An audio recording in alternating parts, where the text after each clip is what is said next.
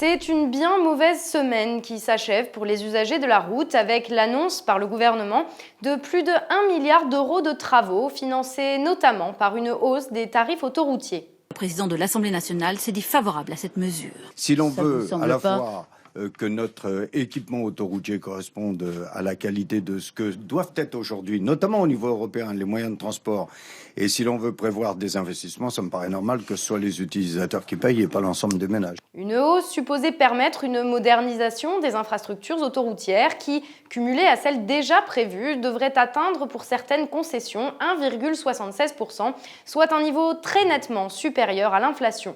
Une hausse qui intervient une semaine tout juste après une baisse de l'impôt sur le revenu d'une même hauteur de 1 milliard d'euros et qui démontre toute l'hypocrisie de cette mesure dont nous parlions la semaine dernière. Mais une hausse surtout particulièrement incompréhensible. En effet, il est bon de rappeler que dans le cadre d'un processus entamé en 2006, l'État a confié la concession de ces autoroutes à des compagnies privées comme Vinci ou Eiffage, à leur charge d'assurer le bon fonctionnement de ces infrastructures en échange de revenus extrêmement confortables.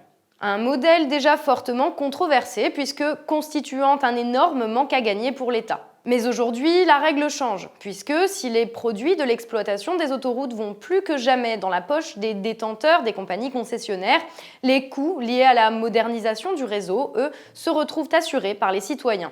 Par les automobilistes donc, mais également par l'ensemble des contribuables, puisque une partie des travaux sera prise en charge par les collectivités territoriales, soit en d'autres termes financée par les impôts locaux.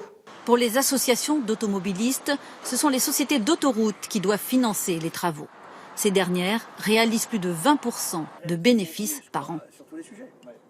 L'automobiliste dit non, on ne veut pas continuer à payer toujours plus. Les sociétés d'autoroutes exploitent, elles font des bénéfices.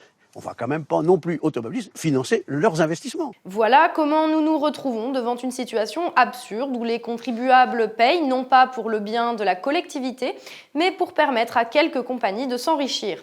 Ah, excellent! Des compagnies d'ailleurs qui se retrouvent 2 fois gagnantes à ce jeu de poker menteur.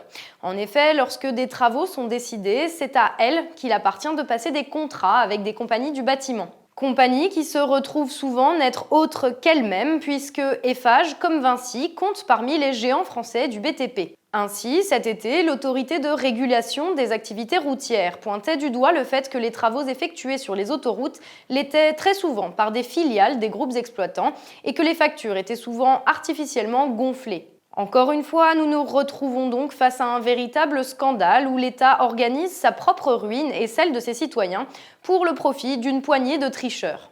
Il semble donc de bon ton ici de rappeler une information historique. Le droit privé de péage a déjà été aboli une fois en France dans la nuit du 4 au 5 août 1789. De quoi donner des idées aux Français.